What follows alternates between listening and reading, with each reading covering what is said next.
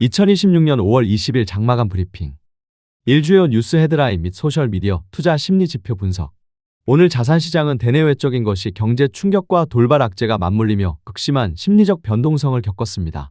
국내외 증시를 관통한 핵심 헤드라인은 인플레이션 우려 재점화로 인한 미국 30년물 국채 금리의 5.19%대 폭주, 트럼프 전 대통령의 이란 공격 위험 및 미국의 대이란 제재 강화 소식에 따른 유가 고공행진이었습니다.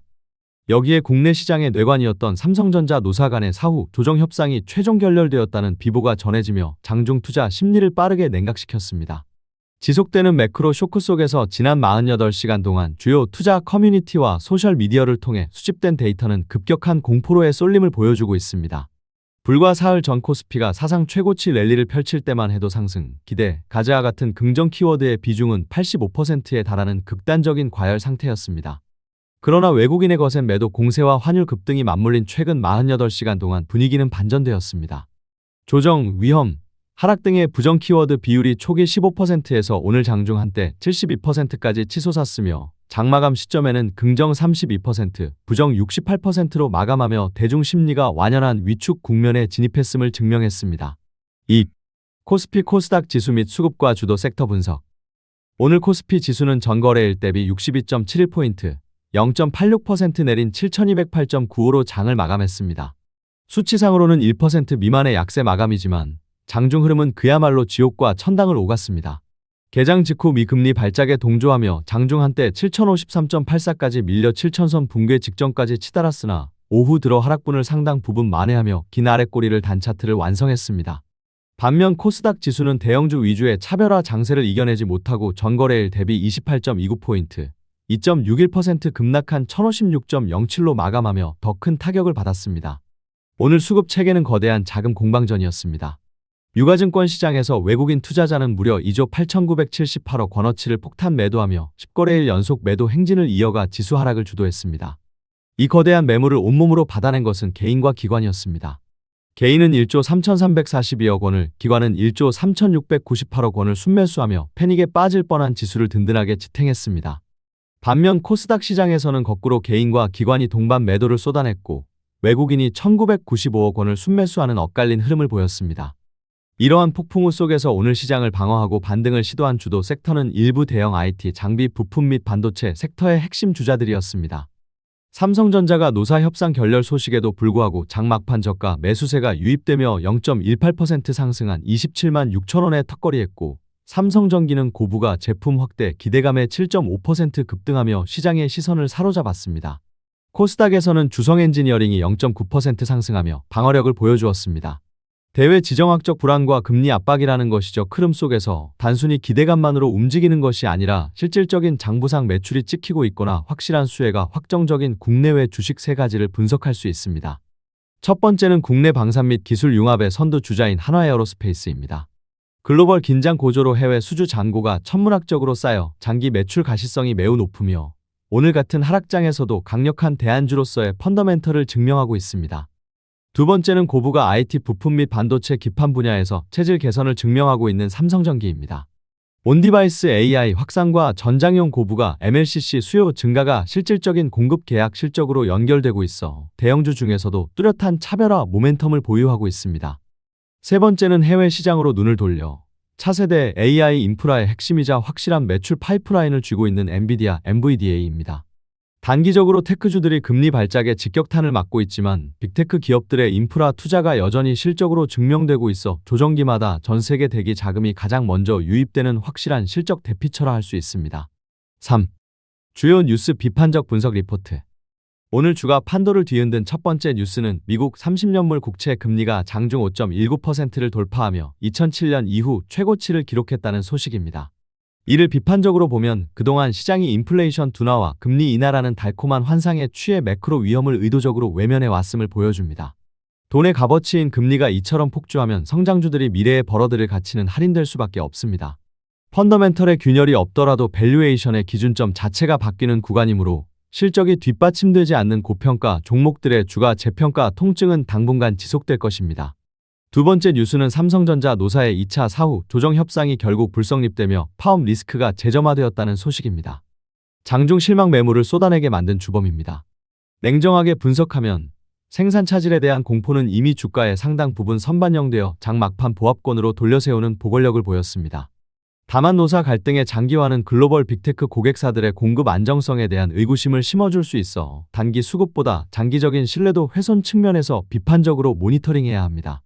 세 번째 뉴스는 원달러 환율이 주간 거래 기준 1,506.8원대를 기록하며 강달러 현상이 고착화되고 있다는 뉴스입니다.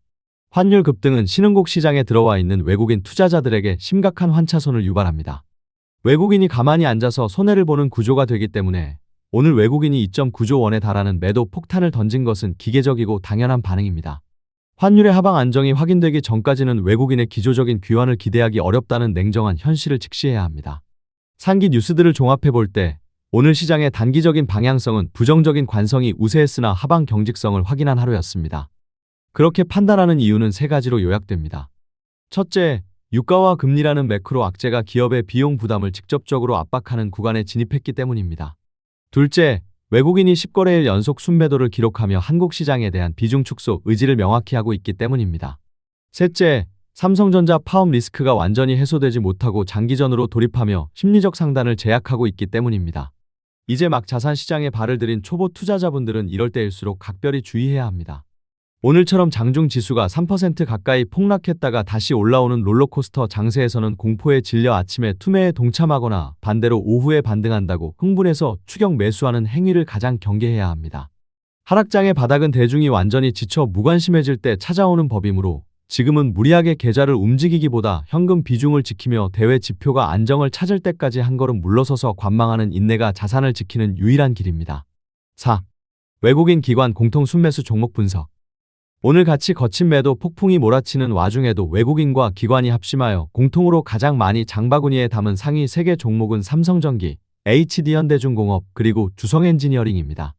삼성전기, 고부가 MLCC 및 전장용 부품의 공급 확대에 따른 실적 차별화 모멘텀과 단기 낙폭 과대에 따른 가격 메리트가 두 메이저 주체의 공통 매수를 유인했습니다. HD현대중공업, 글로벌성가 상승세 지속과 국내 조선사들의 견고한 수주 잔고를 바탕으로 대외 매크로 악재로부터 비교적 자유로운 실적 방어주 성격이 부각되며 쌍끌이 매수가 유입되었습니다. 주성엔지니어링, 차세대 반도체 전공정 장비의 글로벌 공급망 확대로 1분기에 이어 향후 실적 가시성이 뚜렷하다는 점이 메이저들의 대안처로 선택된 이유입니다. 5. 차트 추세 및 매크로 관점에서의 시장 이해. 현재 차트상의 단기 추세를 살펴보면 기술적으로 붕괴와 지지의 경계선에 서 있습니다. 코스피는 오늘 장중 한때 단기 지지선인 5일 이동평균선과 심리적 생명선인 20일 이동평균선을 모두 이탈하며 하방 압력을 키웠습니다.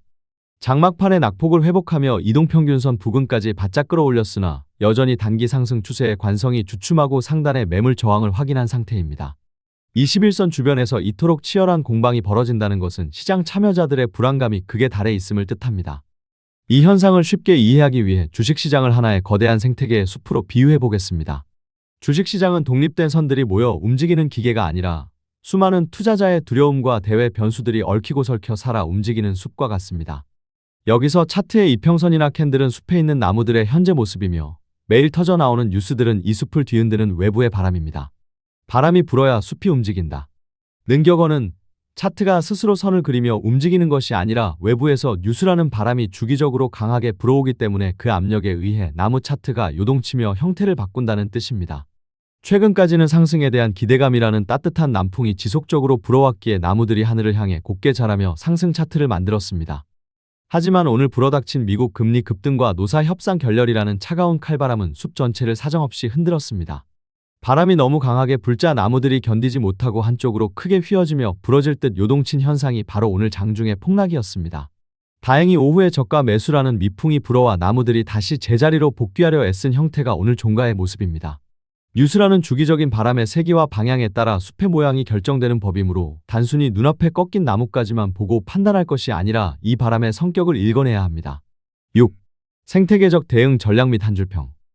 모든 요소가 긴밀하게 연결되어 유기적으로 반응하는 시장 생태계에서는 무모한 예측보다 철저한 환경 적응만이 생존을 보장합니다. 이 거친 바람 속에서 자산을 지키기 위한 3가지 대응 전략을 제시합니다. 포트폴리오의 생태계 다양성 확보. 숲의 대형 화재나 가뭄이 찾아올 때는 어떤 울창한 나무도 혼자 버티기 힘듭니다. 한두 종목의 자산을 올인하기보다 금리 상승 압박을 견딜 수 있는 현금성 자산이나 실적이 증명된 방산 조선 등 매크로 방어 섹터로 포트폴리오의 다양성을 분산시켜 숲 전체가 고사하지 않도록 방어막을 구축해야 합니다. 심리적 임계점을 활용한 유연한 조율. 시장 참여자들의 공포가 극에 달해 쏠림 현상이 발생할 때는 시스템의 변동성이 임계치를 넘어섭니다. 오늘 지켜낸 지지선들을 기준점으로 삼고 이 선을 이탈할 때는 욕심을 버리고 기계적으로 위험 자산 비중을 줄이며 반대로 지지력이 확인될 때만 철저히 분할로 접근하는 유연함이 필요합니다. 소음과 신호의 냉정한 구별. 시장은 매일 투자자의 감정을 자극하는 수많은 가짜 신호와 소음을 만들어냅니다. 당장 눈앞에 파업 뉴스 같은 단기적 소음에 일희일비하여 매도 버튼을 누르기보다는 글로벌 고금리 장기화와 실적 기반 장세로의 재편이라는 거대하고 변하지 않는 진짜 신호에 집중하여 중심을 잡아야 배가 뒤집히지 않습니다. 한 줄 평. 오늘의 거친 폭풍우는 숲을 파괴하는 재앙이 아니라 너무 높게 자라 부실해진 가지들을 쳐내고 뿌리를 더욱 단단하게 만들기 위해 시장 생태계가 치르는 필연적인 통과 의례입니다.